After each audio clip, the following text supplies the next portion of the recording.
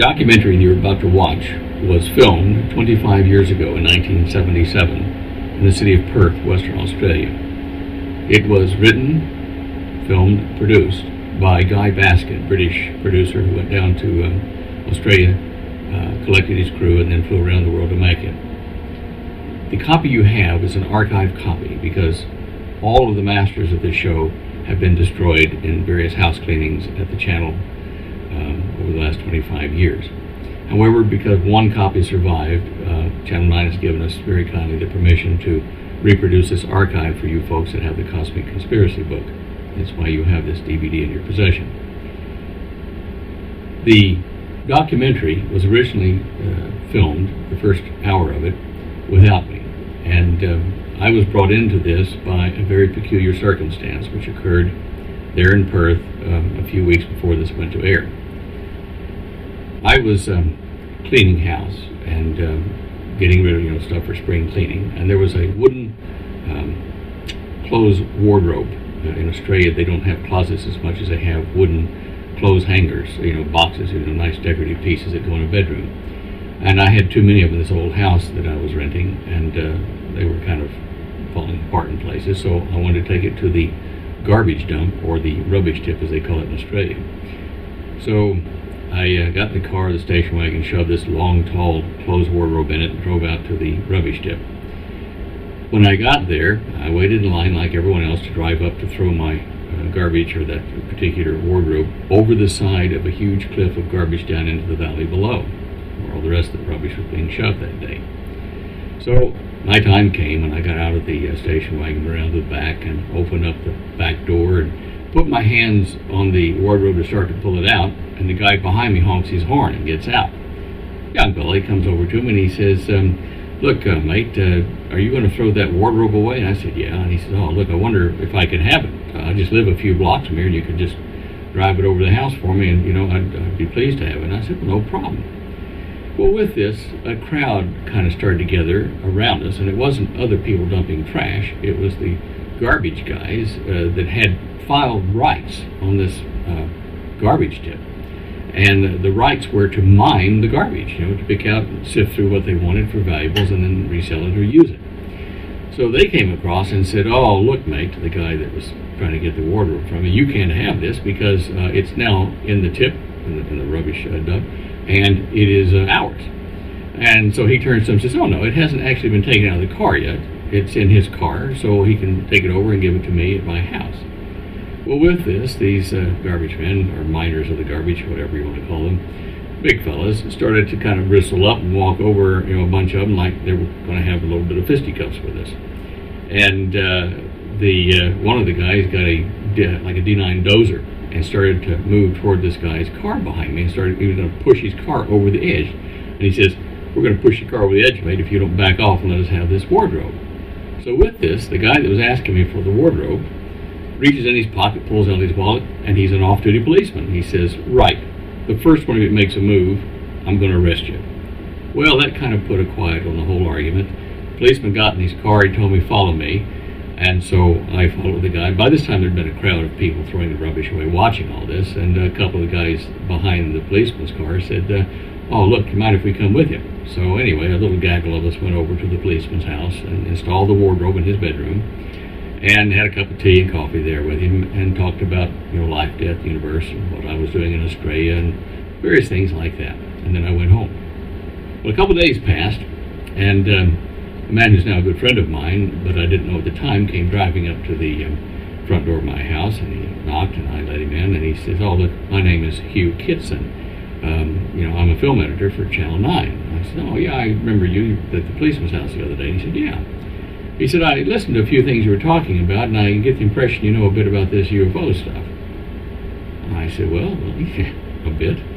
And he said, well, we're doing a documentary. We've been keeping it very quiet, but we'd like for you to come in and appear in it. So I said, all right, and went down to the station, and they did a test interview, and thought, right, okay, there's more to this, so we'll film it over at Hugh's house. So what you're going to see at the end of this documentary is the interview they did with me, which is probably 20 minutes or so, the last 20 minutes of the movie, which made the program so popular, apparently, that they got a 42% rating of the viewing audience. It was the highest rating they'd ever gotten on a documentary television program in the network up to that date. So I want you to bear that in mind. What you see here was what we were telling people at the time publicly 25 years ago. You'll see Steven Spielberg in there, and his opinion basically still hasn't changed on the UFO alien abduction thing. I think you'll find that very interesting. And we have a number of other interviews with folks that you won't ever get another chance to see because they're now dead, like Dr. Ellen Hynek and Betty Hill, who was abducted with her husband Barney. So sit back, enjoy the show, and look for DVD number 2, which we're in the process of making now. Bye-bye.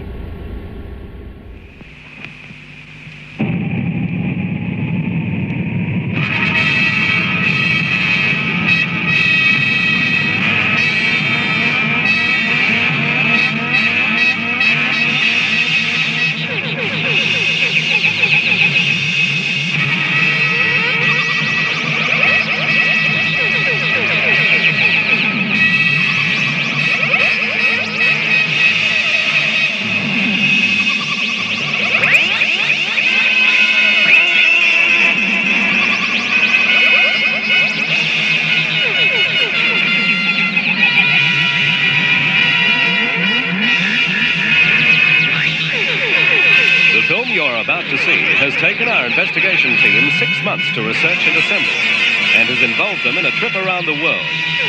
We have met the people at the heart of the UFO phenomenon, and it is their opinion that UFOs are here.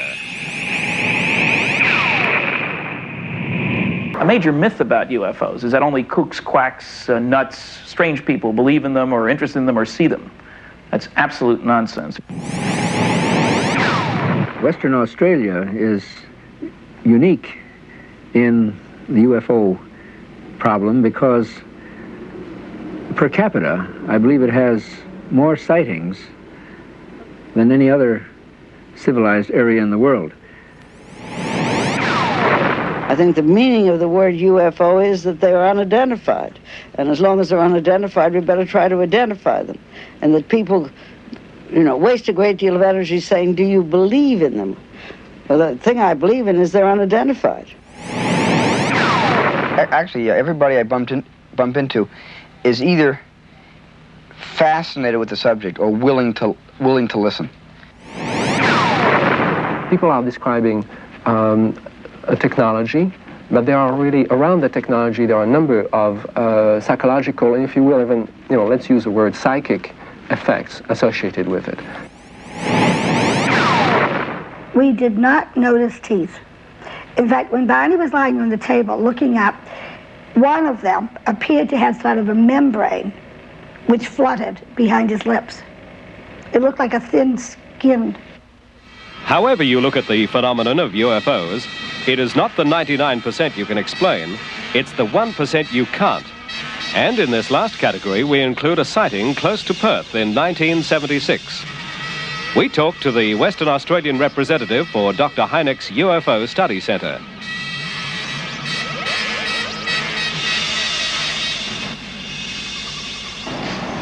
Moonrise, 3:25 a.m., 1 mile north of Wanneroo, going towards Yanchep in Western Australia. Jeff Bell, what are we doing here?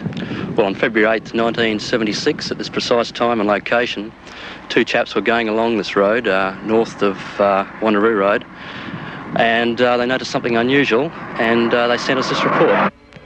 Early on the morning of Sunday, February 8, 1976, while on our way fishing at Yanchep, we saw this red light low in the sky, approximately a mile north of Burns Beach turnoff in Wanneroo Road. We talked about this thing, whether it was a plane or something else, and on approaching I could see it wasn't moving. We were catching up to it. Getting level with this object, I couldn't see the red light on the back, so I asked my mate to stop, and I opened the passenger side door and watched this thing, and my mate moved over and watched with me. While we were looking, it was about 150 feet up and about 90 degrees from the car, and I noticed it had pink lights coming from windows was what looked like the front, and underneath it, it had this big shiny silvery light which looked like it was, you know, spinning around. While watching this thing for 4 minutes, it took off very, very slowly in a southwest direction, about 400 to 500 meters, and stopped and hovered again. We watched it for about another minute, and then we packed them and took off. Do you think that looks like a Hollywood movie? Or is what they are saying so unbelievable? Star Wars, the film that is likely to make more money than any other in history, is only letting us get out of the observer's seat and into the pilot's. That, after all, is where we'd all like to be.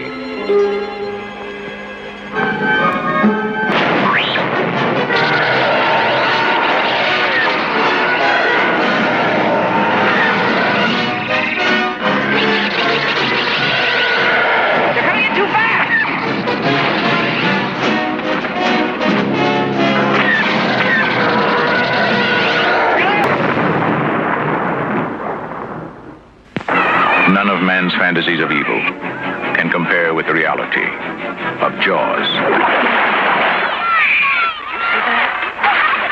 This is the extraordinary motion picture version of the best-selling novel, Jaws. That's a 20-footer. 25. 3 tons of them. Hurry up, he's coming straight for us. Don't screw it up now. Don't wait for me. Now! Shoot! Give him room, Brody!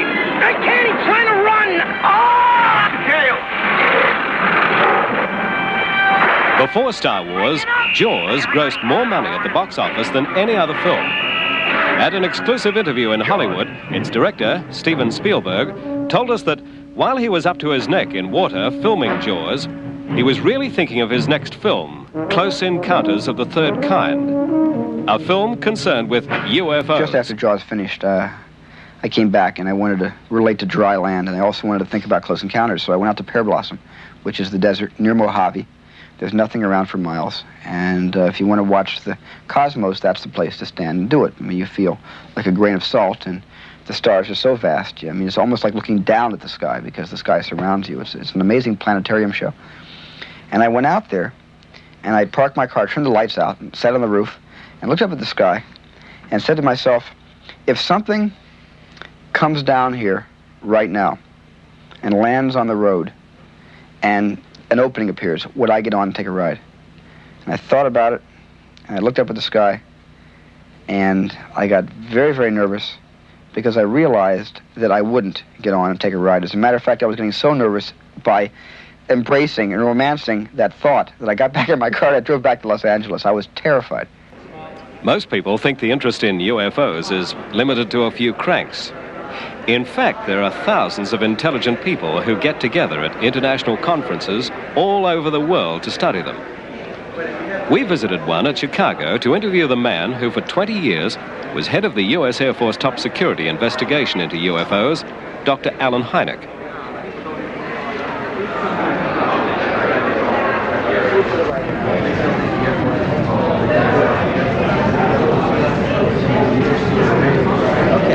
It's particularly heartening to me to see the rise of interest among scientists, and particularly astronomers, in the UFO problem.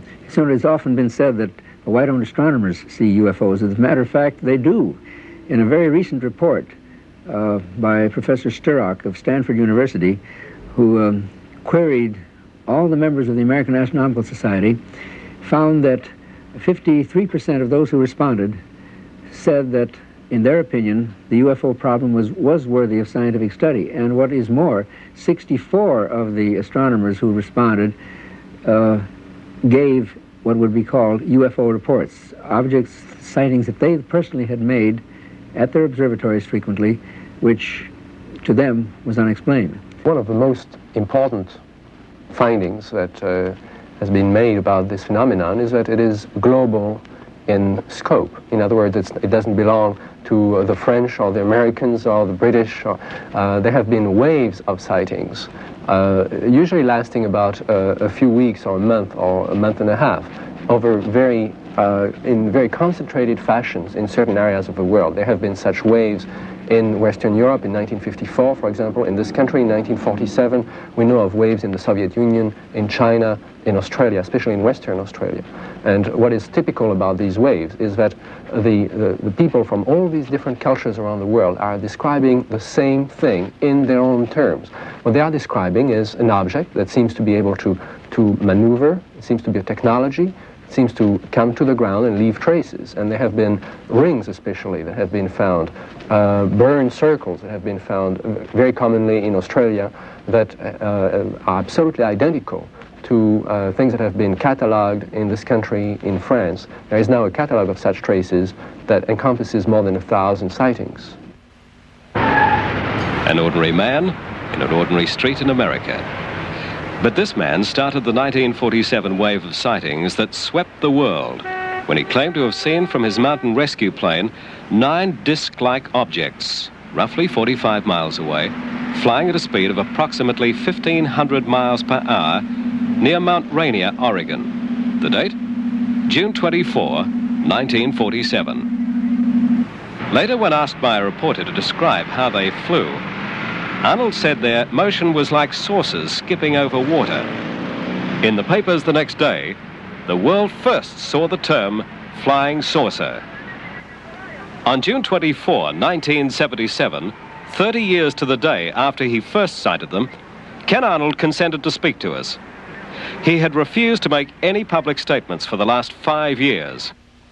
It's easy to see that after 30 years, he's still angry at the disbelief. All right, here we've seen something, I've seen something, hundreds of pilots have seen something in the skies. We have dutifully reported these things. And we have to have 15 million witnesses before anybody's going to look into the problem seriously? Why, this is utterly fantastic. This is more fantastic than flying saucers or people from Venus or anything as far as I'm concerned.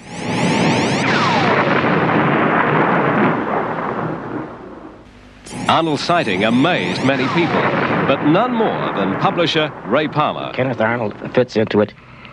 This is his 30th anniversary. And strangely enough, it's my 33rd, because I knew about flying saucers 3 years before Kenneth Arnold made his first sighting.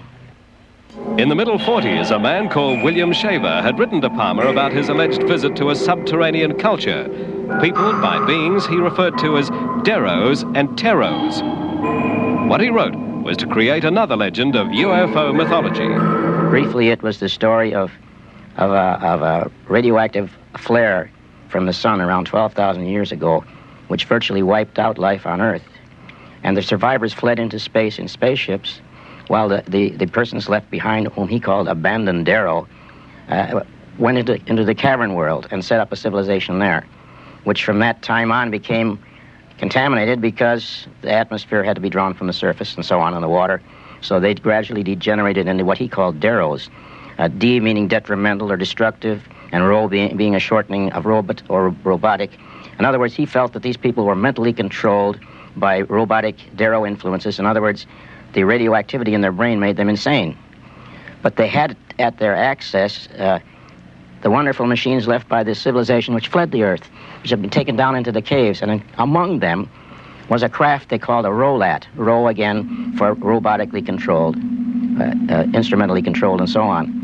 And in the caves, they used these things, which were discs about 30 feet in diameter, to go through tunnels and the tortuous caves underneath the ground for hundreds of miles, even from continent to continent. And they were controlled automatically so they did not touch the floor, the ceiling, or the walls. And therefore, they had this flipping motion, and they went through caves where they had a right-angle turn. They traveled around 1,200 miles an hour.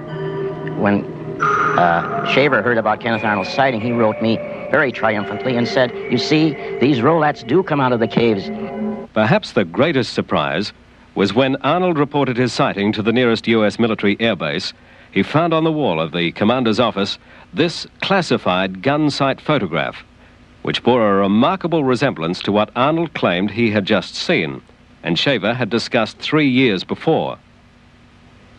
Something else Ken Arnold didn't know was that Dr. Hynek was officially researching UFOs for the U.S. Air Force and compiling a classified report known as Project Sign, later to become known as Project Blue Book.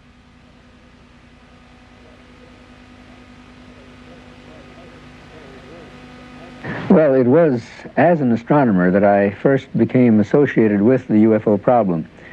In 1948, the Air Force asked me, as an astronomer, to assist them in seeing how many of the reports on flying saucers that were coming in at that time could be explained astronomically. And one thing led to another, and I became scientific consultant to the Air Force and remained so for some 20 years. I started almost as a complete skeptic because I thought the whole thing was a question of post-war nerves, but it was the persistence of the phenomenon, it refused to dry up and blow away, that finally led me to the belief that we had a real phenomenon to deal with. In the years that followed, Hynek was to investigate reports from all over the world. Soon, clips of film like this one began to reach him. This unique film that we've managed to obtain has puzzled scientists and experts all over the world, and to this day remains a truly unidentified flying object. Meanwhile, the media still referred to them as flying saucers. When in 1955 a group of Italian scientists and cameramen went to photograph an eclipse of the sun from 3 miles up, they were delighted to find not one, but a group of objects which they proceeded to photograph. Next week, the world's cinema screens carried the title, 3 Miles Up, Flying Saucers. This year marks the 30th anniversary of the advent of the flying saucer, and that is a most unfortunate term, in my opinion, because it invites ridicule. It opens the door to a great deal of buffoonery and lampooning.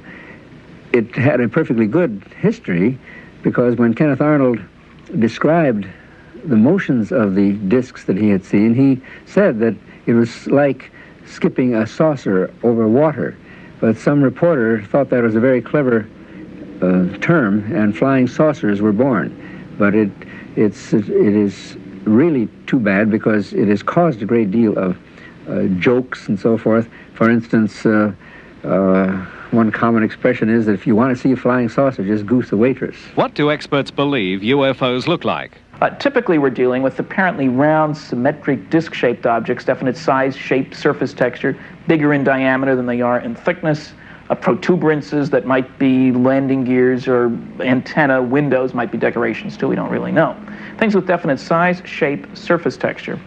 There are other reports of things that are cylindrical, long cigar-shaped objects. And if you look at the landing cases, and of course I'm most concerned with landing cases, because then we have something to work with. These are cases, landing trace cases, where a UFO is seen on or near the ground, and after it leaves, one finds physical changes produced in the environment. If you look at those cases, and one researcher has collected more than 1,000 such cases from 55 countries, and they're similar, whether you're dealing with sightings in Australia, New Zealand, you got the same landing traces as in the United States, as in South Africa, as in Canada, England, France, all over the world.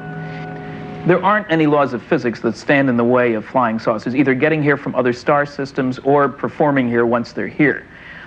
Many people think that you can't get here from there. The fact of the matter is that there are published studies by reputable engineers and scientists in good technical journals showing that trips to nearby stars, and I don't worry about the distant ones, are feasible with reasonable round-trip time, shorter than a person's lifetime, without violating any of the laws of physics, and using staged fission or fusion propulsion systems, on both of which I have worked. Now, we physically tested fission nuclear propulsion systems when I was at Westinghouse. In 1967, we tested the NRX-A6, less than 3 feet in diameter, power level 1,100 million watts. That's roughly the same energy it takes to light this, or to provide the electricity for the city of Perth. As Perth, the City of Light, was viewed by Apollo astronauts, other UFO sightings were being made in Australia. Dr. Hynek's worldwide organization has a branch in Sydney, headed by Harry Griesberg and Bill Chalker.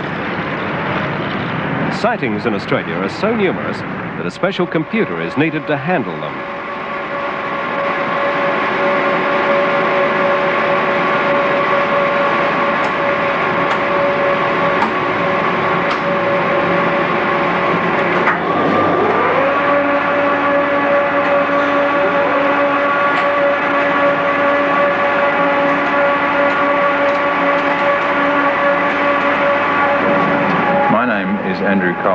And I work with computers. I got actively involved with the UFO Investigation Centre after an experience of my own. We started out with a very small machine, which we were able to recover from scrap and make it do what we wanted to do with it. But since then, the files have grown, and we now have several thousand files, which we can look at and reference whenever we need. And this requires a much larger machine.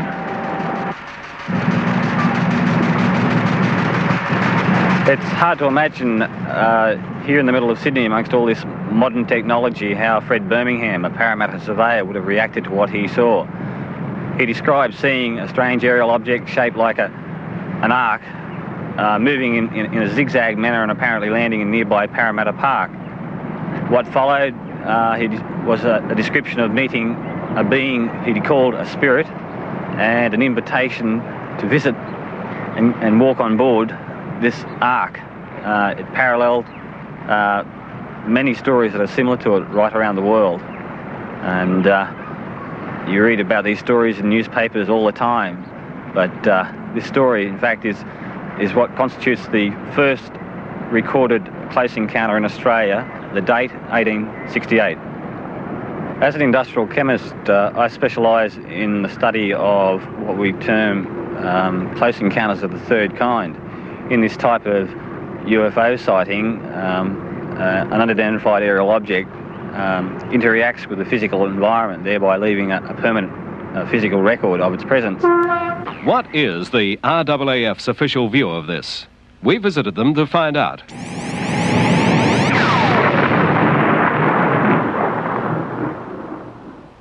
Squadron Leader White, you're with the Department of Defence here in Canberra. Is your function to deal with UFO inquiries entirely? Only partly. In Air Force Office here I have several duties, one of which is to deal with what we prefer to call unusual aerial sightings. Now you departed from UFO for any particular reason? Yes, we think there's a fairly good reason to call them UFOs. The unidentified part of that statement is assuming immediately that we don't know what it is that people are seeing. Also objects, what people see are not necessarily objects. They can be weather factors, marsh gas, lightning, that sort of thing. The main problem that we see is the term UFO immediately conjures up in people's minds flying saucers with little green men. Yeah. So unusual aerial sightings we prefer. Are there unusual aerial sightings that cannot be explained? Oh, most definitely, yes. Yeah. Is there a sort of percentile there somewhere that... I'd say about 90% we can explain. 10% on average we can't, for various reasons. They may be put in too late, insufficient information, some are hoaxes, but definitely some we cannot explain. Yeah. It's a fairly unusual thing, and we appreciate it very much that we can talk to you, because it's, I think, fairly rare that you give interviews at all. Correct. Thank you. What's the official policy that I think we should establish for Yes, you? I think so. In the early 1950s, about the mid-1950s, the government of Australia, along with the governments of America and United Kingdom, thought there might be some threat to national security with the sightings of all these peculiar happenings. So they asked the RAAF to investigate all the reports and come up with the facts. And after about 10 or 12 years, we could not produce any information that suggested there were any interlopers from outer space. The 10% or so unexplained, we couldn't explain, but on the other hand, they didn't suggest any interlopers. The one thing, of course, that the UFO societies say to me is that they believe that the RAAF is passing information to the USAF and other countries. Is that true? Not exactly. We don't have any direct liaison with the USAF or the RAF, but certainly we get inquiries from overseas, from the UFO societies, from people, and we will answer them. If they want information on our sightings, then we'll send it to them. It is possible that some of these reports will filter their way back to the USAF, but we have no direct liaison. That was the military air arm point of view. What about the civilian aviation scene? This confidential report from a civil airline captain was given to us reporting an incident that took place over Western Australia in 1976. The Department of Transport knew of no known traffic in the vicinity, and the Met Office knew of no possible cause for turbulence. If the turbulence we hit was caused by an object, I'd estimate it was moving at, say, between Mach 2.5 to Mach 3. That's around 2,000 miles an hour. Passengers were hurt, and the stewardess was off for 6 months and with an injured back, and seats were broken. We also spoke to a local air traffic controller who wishes to remain anonymous. I've been a radar controller for something over 10 years, and during that time I've seen several returns on the radar screen. They appear out of nowhere and they disappear, and they don't appear to be able to be explained by the stock answers which we can put to such returns, such as flocks of birds, balloons moving downwind. Some of these returns have been moving against the prevailing winds. Nothing as dramatic as perhaps the air traffic controllers in the States have, where they've actually been able to investigate such sightings with aircraft. Nothing as spectacular as that. Nonetheless, something that I can't explain. And from Kalgoorlie Airport last year, a report from the duty meteorologist. The UFO passed across the sky from the northeast to the southwest, not directly overhead, but a little to the south of me. The object looked oval from my viewing angle. It appeared in size about half that a 5-cent coin would be when held at arm's length. It was white, and the whiteness seemed brightest at the edges, which weren't sharply defined. There was no sound, and not knowing the size of the object, it was pretty impossible to estimate its altitude. The UFO took about 10 seconds from when I first sighted it in the northeast to when it appeared to stop in the southwest at about 40 to 45 degrees elevation. It seemed to stay there for about 5 seconds. Then it seemed to just vanish instantly without moving from the spot. With a jumbo cargo of over 300 people, the responsibility on the pilot is tremendous. Did they ever see anything unusual? Flying on Eastern Airlines from LA to New Orleans, and my production designer, who was on the airplane with me, was talking to the stewardesses about the movie we were making, and he mentioned to one of the stewardesses that it was a film about dealing, with UFOs.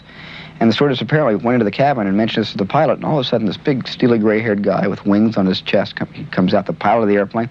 They point me out. He sits down next to me, and he said, will this be a serious movie, or is this just going to be a comedy or a sci-fi? And I said, no, we were taking the subject very serious. And then, knowing that I wasn't about to laugh in his face and ridicule what he was about to tell me, he sat down. He told me 2 experiences he had while flying with Eastern. One was a nocturnal light that traveled very, very quickly across his glide path. It startled everybody because of its speed. It wasn't a shooting star. It wasn't up there. It was eye level and moving very, very, very quickly. Something that was passing very close across his bow. In the shadow of some of the world's tallest buildings, we were told of the most dramatic UFO experience that a human being has claimed so far. So we're traveling along when suddenly a very strange looking maneuvering craft started following us for several miles. In an area called Indian Head, this craft left the highway, left the top of the mountain, came out over the highway and stopped in midair. And we could see it through the binoculars. A curved windows, red light on each side. Now Barney decided to get out and try to identify this craft. And he saw a group of human-like figures standing in the window looking down at him. And he had the feeling that he was being told to keep looking, don't be afraid, no harm's going to come to you. And at that point, the craft started to descend. Barney was filled with fear, thinking he was going to be captured. He ran back to the car, and we took off speeding down the highway. We heard a series of beeping sounds. And a few miles beyond this, we heard a second series of beeping sounds. Now later, in our investigation of this, we began to realize that we could not remember what had happened between the 2 series of beeping sounds. When the story leaked out, an eminent psychologist placed Betty and Barney into deep hypnosis. the hypnosis proved that Barney and I had been captured and taken on board a UFO. After the first series of beeping sounds, we were speeding down the highway. Barney left the main highway onto a side road, and then a sudden left-hand turn onto a very narrow woods road. The beings whom he had seen on board the craft were now standing in the middle of this road. And the car motor stalled. Barney was trying to start the car. It wouldn't start. They separated, came up, and took us out of the car in two groups. They took us to a path in the woods to where the craft was on the ground, took us on board, took us into separate rooms, gave us physical examinations. And during this examination, we learned they had put a cup-like instrument on Barney's abdomen. Now, later, when we returned home, Barney developed a pattern of warts in a perfect circle. And we never knew until the hypnosis that that was the spot where this cup-like instrument was put onto him. Well, you're one of the few people to have met aliens. What do they look like? They all had very, very large eyes, very small nose, thin slit for a mouth, no hair, no eyebrows, eyelashes, and no this part of the ear that we could see. We did not notice teeth. In fact, when Barney was lying on the table looking up, one of them appeared to have sort of a membrane which fluttered behind his lips. It looked like a thin-skinned.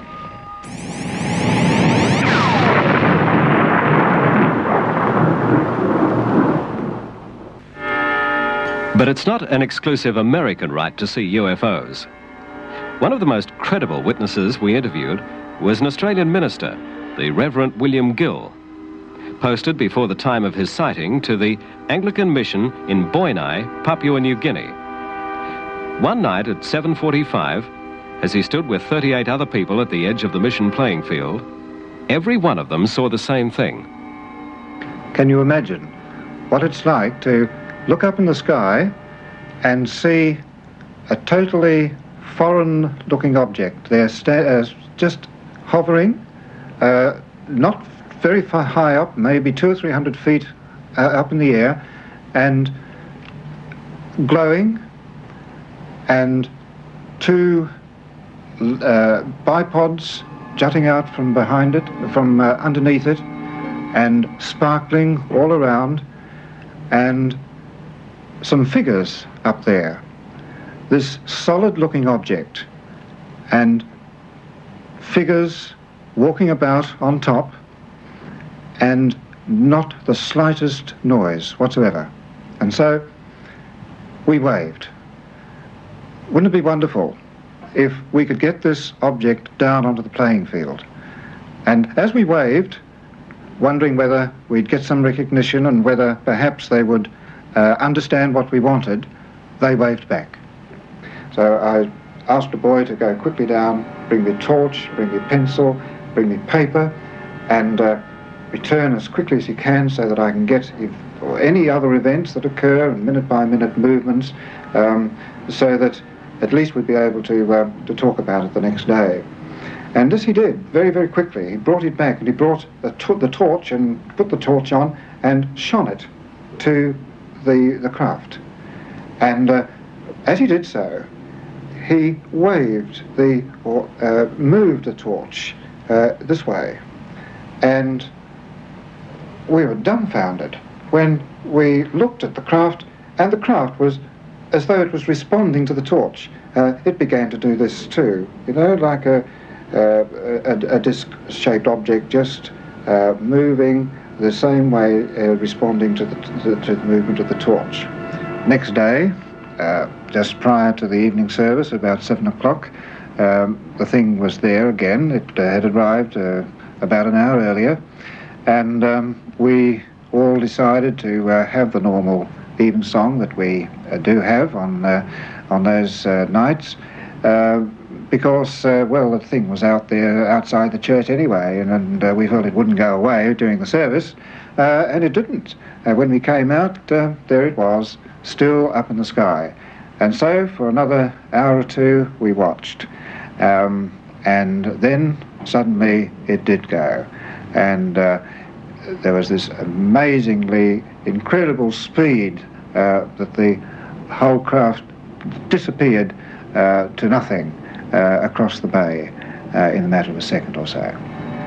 From New Guinea to China, from China to Peru, native customs and beliefs reflect the history of such visits from gods of the sky. The sky spirits of Australian Aboriginal myth are these Wandjina from the Kimberley. How similar they are to our own astronauts. The UFO phenomenon didn't really start in 1947. We have many sightings from during the war, before the war, in the 19th century, and going back as far as we have records. And in that regard, I've been especially fascinated by the possible parallel between UFO sightings and folklore. If you think of the Wandjina drawings, for example, in Australia, if you think of similar cave drawings from China to the Sahara, if you think of the Celtic traditions in Brittany, in the Celtic countries, if you think of the American Indian folklore, all of those have certain common preoccupations with beings coming from the sky, beings wearing some sort of suit, beings, the whole mythology of contact between man and another culture, possibly coming from space. One night about 10 years ago in Floreat Park in Perth, Paul Moink saw something he couldn't quite explain. Paul, tell me about that. Well, it would have been around about 10 or 11 years ago. I think it would be around about 1966. I was going to bed, it would have been about 11 or 12 o'clock at night. I laid in bed, looked out through the window, and I saw this thing going backwards and forwards extremely fast. I couldn't work out what it was, so I jumped out of bed, got both my parents out of bed, and a friend who was staying with us at the time, so there's 4 of us actually seeing it, so I wasn't by myself. And we stood out here and watched it for quite some time. And we thought, what the heck is it? It was just too fast to be a jet. It was changing direction too fast to be anything but, I would say, a UFO. In the same year, this photograph, claimed to be a UFO, was taken from Kings Park in Perth, 4 miles away from where Paul's family live in Floreat Park. Well, we got a surprise because we didn't know actually what it was, and we were puzzled, and we couldn't tell the shape of it because it was going too fast, and it was flying actually like a kite, but much faster. Well, actually, when we came out here to look at it, we noticed we couldn't work out the distance it was because it was sort of about the height of those clouds there, and it was going between that lamp pole and that pine tree on the other side there, backwards and forwards, the way a kite would do if it was held there. It goes backwards and forwards like that, but it was not a kite because it couldn't go so far, and it couldn't be lit up the way it was. It was yellow and was going backwards and forwards pretty fast, and well, it looked very unusual, you know, and rather interesting, but of course it was fairly late, and but it looked like a UFO. I really did think that, you know, because I'd never seen anything like that before. Honestly, I hadn't. What happened in the end, Paul? Well, the fact that it was going backwards and forwards so fast, it wasn't actually stopping at each time that it got to the point that I wanted to turn at. It was just going there and straight back again, so it wasn't stopping, and after it had been doing this for quite some time, it wasn't lighting anything up or looking at anything, it didn't seem to be, but it just disappeared straight away from us, straight off into the north. Fast? Fast, yeah, it just disappeared, like it was going away so fast that it disappeared into the horizon sort of thing. Could the swift disappearance, so typical of UFOs, be caused by pursuit, as in this clip from 20th Century Fox?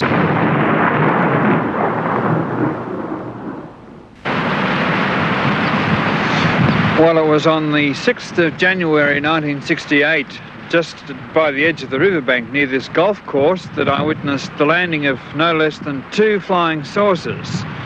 A negative craft and a good guy's craft. There are both good guys and bad guys. And the whole thing started off when the State Electricity Commission built a 66,000 volt power station next door to my home. And these attracted the flying saucers, which came and had a look at it while it was in its construction stages, and when it was switched on especially, they came around in droves, measuring the magnetic fields around it. In those days, in 1968, we had Essendon Airport in Melbourne. Tullamarine hadn't been built, and aircraft took off like flocks of birds all over the place. And this particular plane had to bank on this evening, the 6th of the 1st, 68, in order to miss this flying saucer, which then, after it left the paper mills, trundled off across the sky over here to the Kew Boulevard. So I had my camera loaded up with 400 ASA black and white 8mm film, and I took it and followed this UFO down by the roadside, by the river, and I got some spectacular film of a landing. I had a sudden impression to look up, and lo and behold, this light in the sky was getting bigger and bigger, and I realised it was going to land. And it did land, but I was so surprised, because watching a UFO land isn't any normal event. I was so surprised I didn't get a picture of the first landing, and just as well because this was a landing by the men in black, what we know as the negative flying saucers. But after I'd recovered from my surprise, I did get enough gumption to photograph the second UFO, which came from Ashtar Command, which was in hot pursuit of this first UFO, and this is the one that landed in the movie film I took. Now, 10 years later, this is the spot where the flying saucer landed, and I revisited the location, and this is an approximate angle of what I shot on my movie film 10 years later on today. This picture was taken the morning after the landing. It left a burnt circle 60 feet big in the grass. This second picture was taken 7 years later of the same burnt circle, and as you see, nothing has grown on the spot. Well, now, let's take a look at the burnt circle 10 years later and see whether or not anything has grown.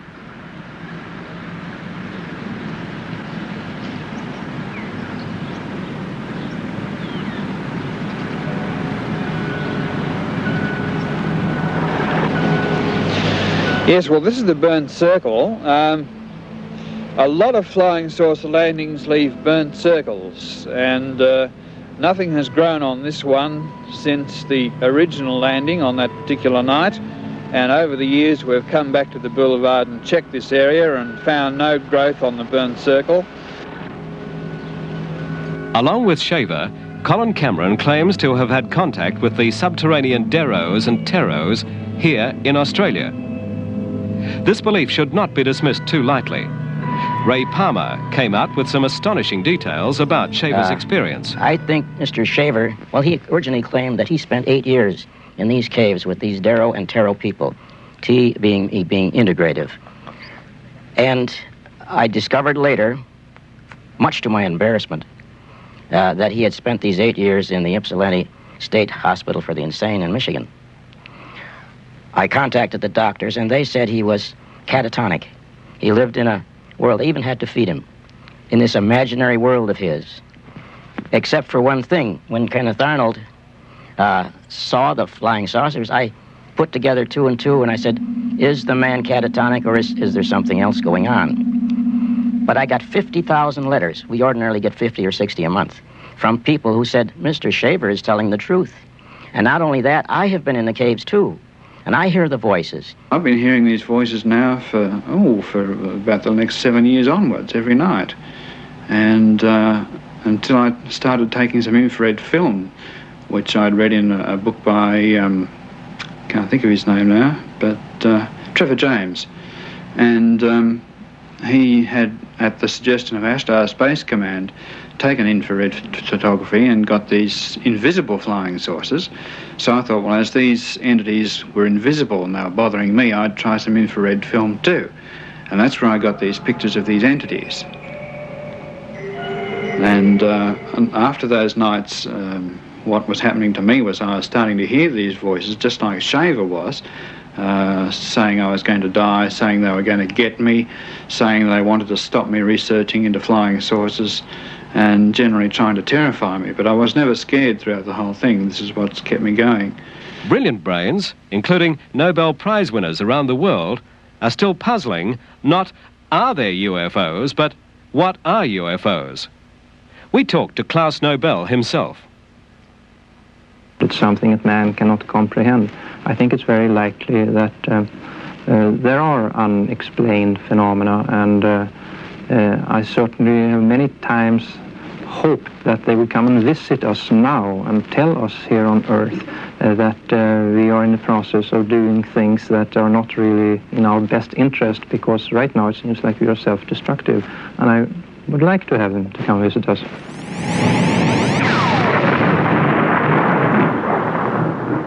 My personal opinion today is that the flying saucers exist in our atmosphere. They are intelligently controlled, that they do convey or carry people just as real as you and I, except in a different sense. Personally, I'd say I'm an agnostic, if one can apply that term to the subject. I've seen many reports. Some of them are definitely weird, but until I see one, I don't believe. But I'm not going to say they're not there. Well, now, what are we to think of this kind of phenomenon? People claiming to see things such as I did. There were 38 of us, and we all believe that we saw it, but of course we don't expect other people to believe us if they don't want to.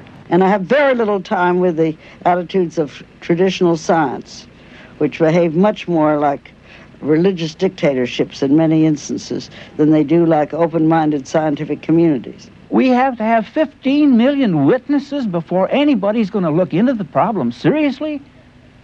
Why, this is utterly fantastic. This is more fantastic than flying saucers or people from Venus or anything, as far as I'm concerned. If 15 million people did collectively see something like this flying over a major city, as here in Perth, Australia, experience leads us to believe that there would be a complete breakdown of the social order, like the riots in New York when the lights went out.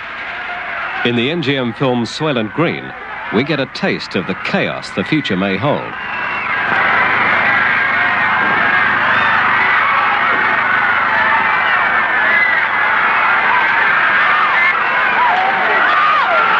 I wouldn't put it past this government that a cosmic Watergate has been underway for the last 25 years.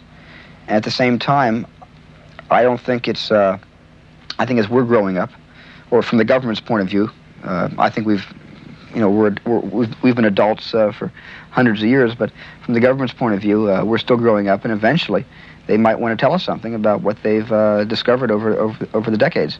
There is a rumor that was in U.S. News and World Report a number of months ago that Jimmy Carter might make some unsettling disclosures about the UFO phenomena sometime in December. It's perfect timing. I opened my movie in December, so it's perfect timing. There is a shyness and a reluctance on the part of many witnesses, and understandably so, against reporting, because too many have been ridiculed and life has been made somewhat miserable for them. But at the Center for UFO Studies, both in the States and in Australia, it is our standard practice never to use a person's name without their specific permission. So if any of our viewers have what they feel is a valid UFO experience and have not reported it, by all means, I would say it is your scientific duty to report this, and with the assurance that your names will not be used without your permission. A graduate nuclear physicist in America felt it his duty to report a sighting he shared with 12 other people. Perhaps he will prove, in the light of future events, to be the most credible witness of all. This rare official document was signed by the then governor of the state of Georgia, now the President of the United States, Jimmy Carter. As we were about to finish this documentary, another intriguing explanation of UFOs was given to us by an ex-FBI informer now living in Perth. A research physicist, what he has to say is what he believes to be the truth. It is so staggering, we felt we should extend this program so that he could be heard.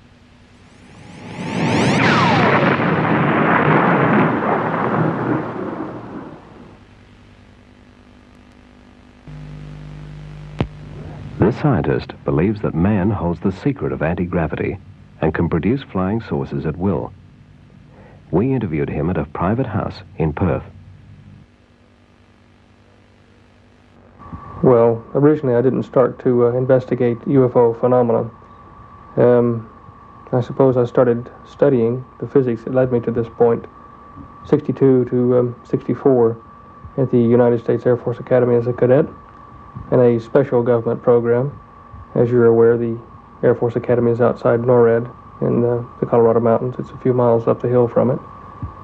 And I was trained there with 180 some odd other characters to do research in areas of electrogravitics. Later, we were programmed with libraries of information by slides flashed up on a wall at the rate of 200 pages a second. We couldn't even read them, but they were being implanted in our minds subliminally. It was a very classified project, and for the most part of it, while we were being programmed, we weren't aware of what was going on. I mean, we had normal classes in physics and calculus and this sort of things, but this stuff was being programmed in so that we had to assimilate it or bring it to our conscious mind over the months and years that followed in dreams and kind of daydream periods during the day when we're awake. But I left the academy in '64. I had a top secret security clearance with the government, and then eventually that lapsed to secret. And I did a bit of time in the reserves, Air Force Reserves, with the Strategic Air Command outside of Fort Worth. And then proceeded to do private research in this electrogravitics, thinking that I had cracked the secret of anti-gravity all by myself, and jumping up and down in my father's labs and mines in Dallas. And one day I was approached by the government and a kind of an emissary from Dr. Edward Teller's office, Dr. James R. Maxfield. And he told me what I'd been doing in my lab and the details of stuff I haven't even written down or told anybody. He knew, and he had other people like myself sponsored in this kind of research around the country. And that was the first time that I knew that the U.S. government was actively involved, had been, and was still actively involved in the control of gravity with electricity. And who did this man represent? Well, his job, as his job qualification is he's the director of the James R. Maxfield Radiation Research Clinic in Dallas, Texas. The same Maxfield that invented the irradiated thread treatment for cancer of various organs.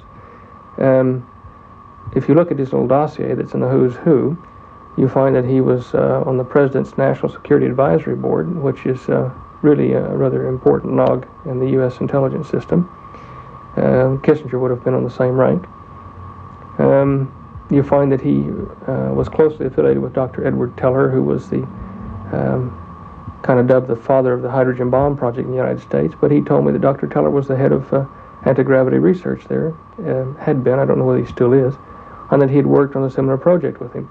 In fact, the letter that you and I viewed earlier from my files from Dr. Maxfield to this government and to Sir John Williams did mention that fact, if you recall.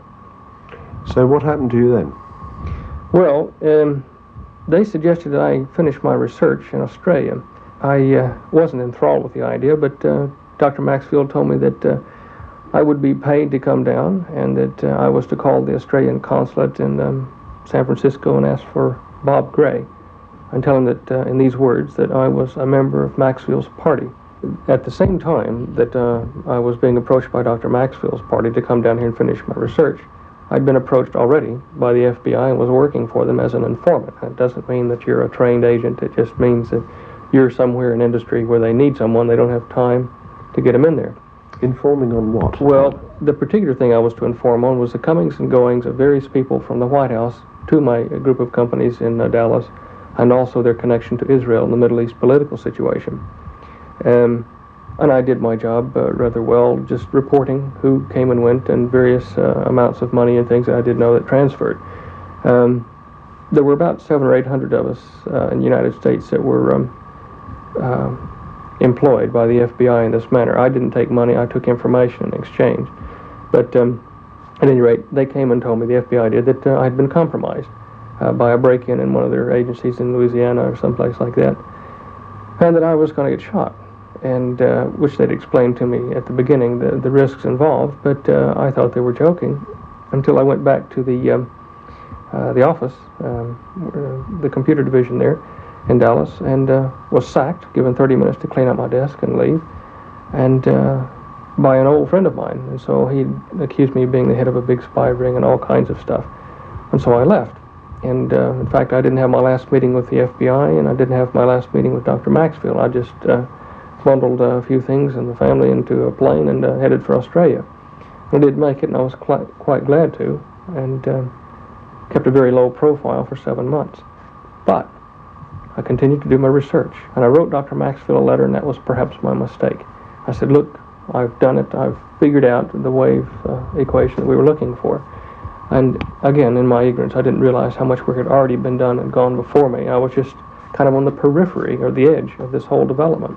That's a device to be able to make things like flying saucers fly, is it? Yes. Also, it's a device to store energy in the form of motion, like of a small star or a big atom. It's called, this is a long word, an MHD plasma, magnetohydrodynamic plasma, like ball lightning, and it contains itself. But it's a way to turn all sorts of electricity into a high voltage battery. Now, this would have been an immediate solution for the Middle East oil blockade at that time. Now, I wrote the letter in good faith, trying to say, look, we can stop the threat of war in the Middle East by using this as an alternate energy source. It's very portable, it's non-polluting. It had some byproduct radiation problems, but things we could solve. It would be cleaner than fission or fusion. Now, that's when people here in this country, at the Aeronautical Research Labs, politicians started to get a hold of me. ASIO contacted me. Good grief. An ad infinitum chain of intelligence people, including 2 CIA people from the States. And then the FBI eventually started looking for me in this country, and that again was after the intelligence war over there, after Hoover died. And I was unable to finish my research in this country. In fact, I met many dead ends in government departments and research facilities where they told me privately, like Dr. Tom Keeble in the Aeronautical Research Labs. He told me, yes, we know about the flying saucers your countrymen have built, and in England and in Canada. And in fact, we have film records of them here in the RAAF files. I said, well, I want to stop you there. Yeah. Are you saying, Stan, that there are such things as, let's call them flying saucers, but they are built on Earth? Yes. That doesn't mean that I rule out the possibility of other flying devices or intelligent beings visiting the planet either from the oceanic bottoms or deeper areas or from other areas in space.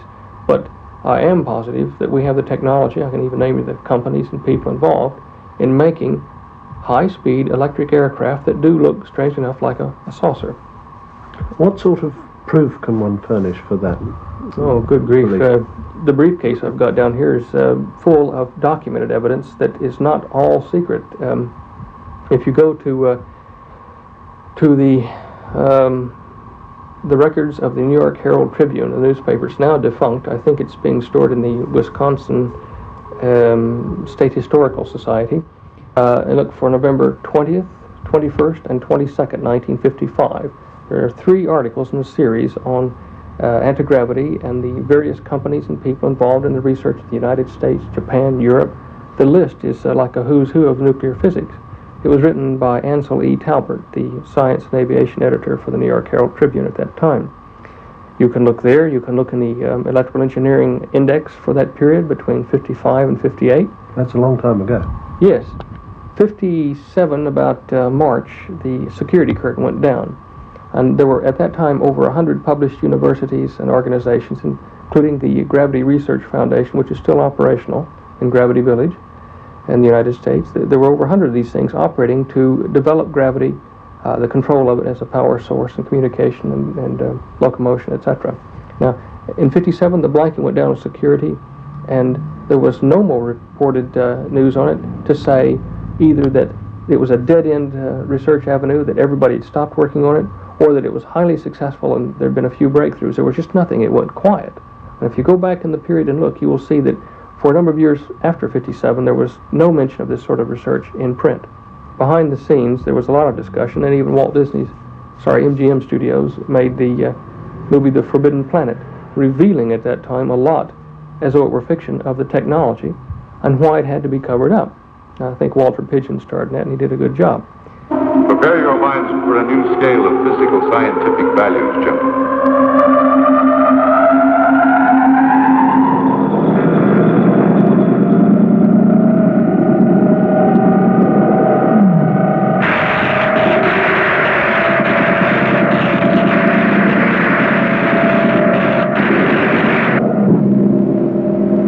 7,800 levels.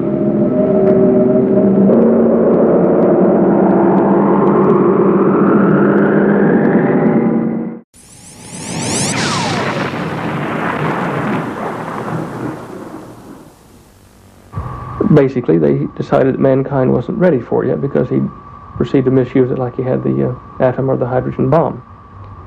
Now, recent evidence is very hard to get. However, in this country, a little leak occurred over here with William H. Martin in the Nation Review. May of 1973 or 4, I believe. I can't remember now. He published an article on Pine Gap and how Nixon had intended to use it in 1975 to solve the energy crisis by announcing a new method of electromagnetic propulsion, which would be based from the Pine Gap facility. Well, now, from my knowledge of the technology, what small knowledge I do have from my little viewpoint, Pine Gap has all of the inherent descriptions necessary for a high voltage, low frequency power broadcast station to broadcast electricity to various receivers like cars and submarines and aircraft that are tuned to that power station. It's just a more efficient version of the Exmouth facility here up the Northwest Cape. So it's right here on our doorstep, is it? Oh, yes. The big question you have to ask yourself, Guy, is why would such a thing be kept secret? I mean, people at the levels that are covering it up, I know some of them personally, and they aren't, in my opinion, villains. They're very sincere humanists. They are trying to solve planet Earth, trying to bring unity their way. You speak of them as though they were collective rather than singular, is that right? Yes. Dr. Keeble, as I mentioned before, in Melbourne at the Aeronautical Research Lab, tried to explain to me about they. He mentioned we as though it was they. An organization, a group of scientists, academics, industrialists. He couldn't be exact. Now, he never put a name to it, but I said, well, do you mean like a club? And he said, yes, but no. We are aware of these problems, and we're trying to solve them in the best way we know how. Granted, there are things that should be kept from the public eye until we do have some sort of a unity in the world economy. But I think the manner in which it's been gone about is most unfortunate. I would not have taken the same tack myself. The power politics involved in keeping the secrets that we now have across the planet have allowed, well, in my opinion, groups that aren't capable of handling control of the planet to take power. So what basically you're saying, and correct me if I'm wrong, is that we've got a situation where you maintain various countries have perhaps a top-level intelligentsia who are in possession of a common set of facts which transpose country boundaries now, and it's a worldwide sort of thing. In Russia, involved in this would be the Russian physicist who's been in the news recently with the civil rights movements, Dr. Andrei Sakharov.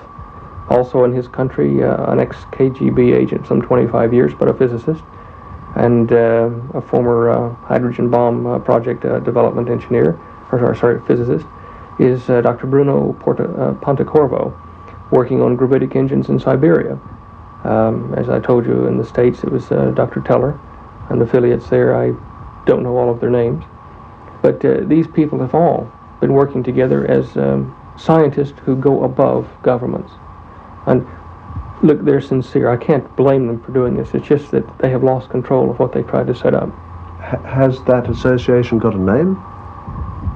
I don't think so. When I worked with the FBI, there was a political and financial institution that I was ordered to investigate with many other agents, and it was called the Illuminati, which is a general term meaning the enlightened or the wise ones.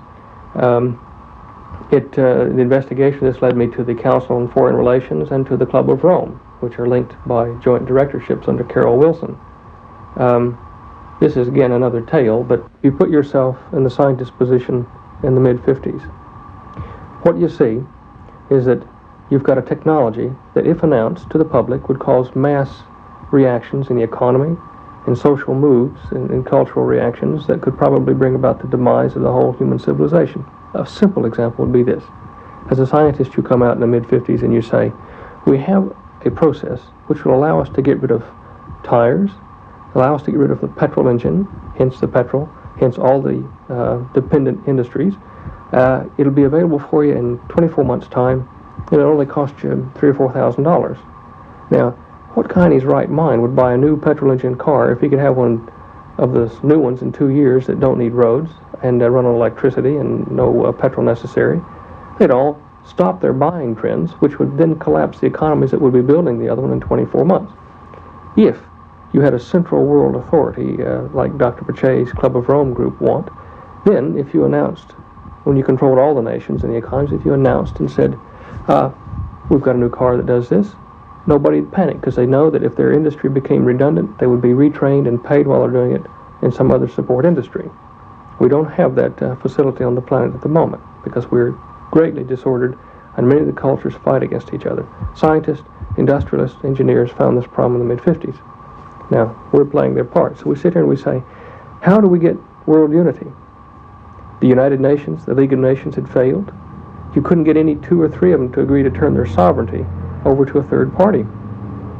You couldn't come out and field an army from the United Nations or League of Nations or anywhere, even a corporate army, and tell the people of Earth you're taking over, as some people have suggested the multinationals might do. You can't do that because the mass resistance would be worse than the French resistance to Hitler. It would destroy the unity they were trying to get. So by peaceful discussion over the conference table and by force, it wasn't possible.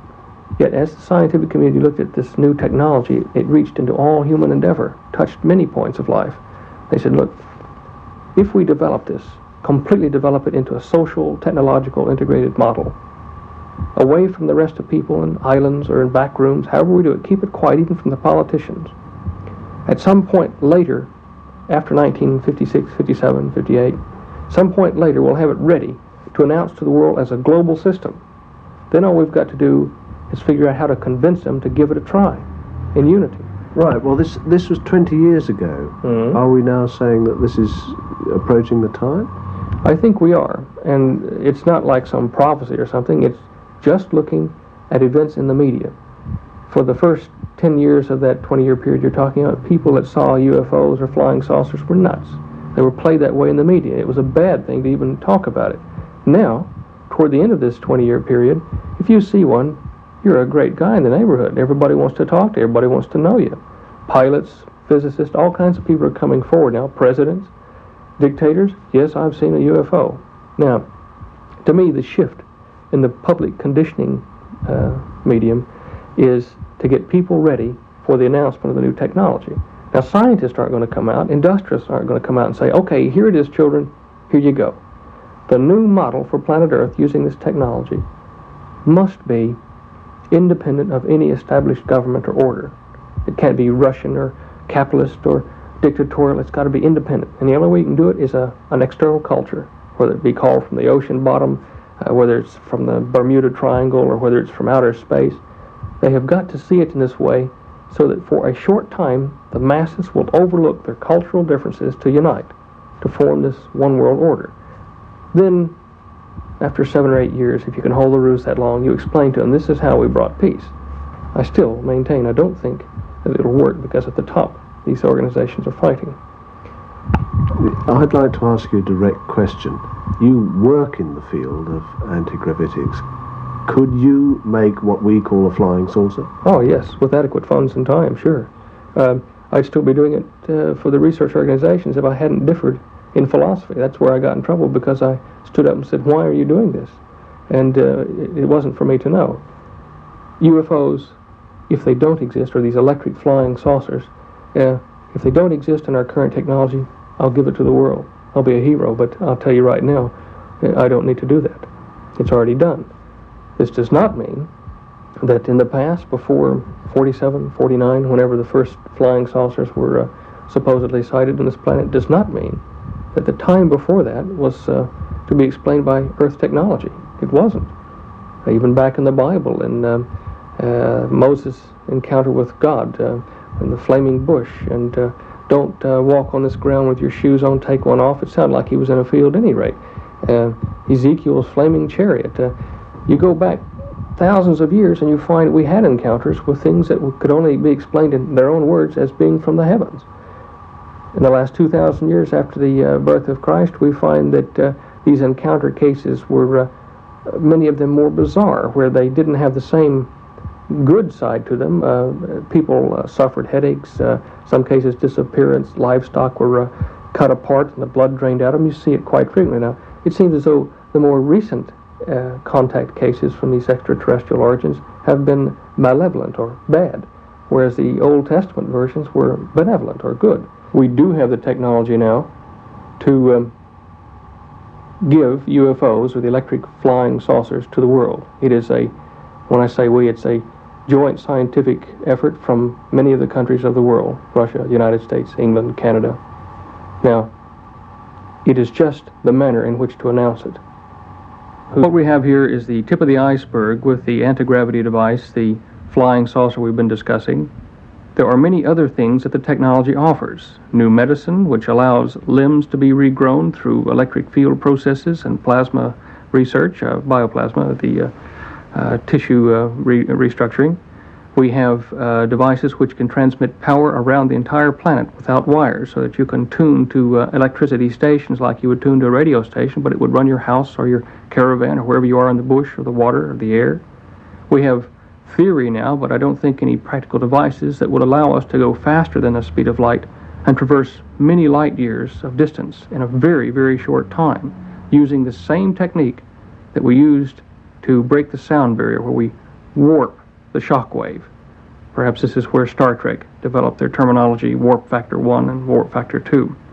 We have devices to make weapons, which is an unfortunate thing. It could be used for other applications, but in transmitting power in little hand or backpack units, or even on tops of the decks of ships that shoot smoke rings or charged particle rings like smoke rings at targets long distances away, and strike them with enough force to electrocute or burn the target, depending upon what frequencies are used.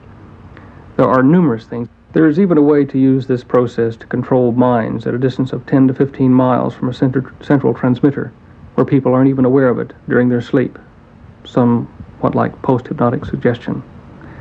This, in the wrong hands, is not a good tool.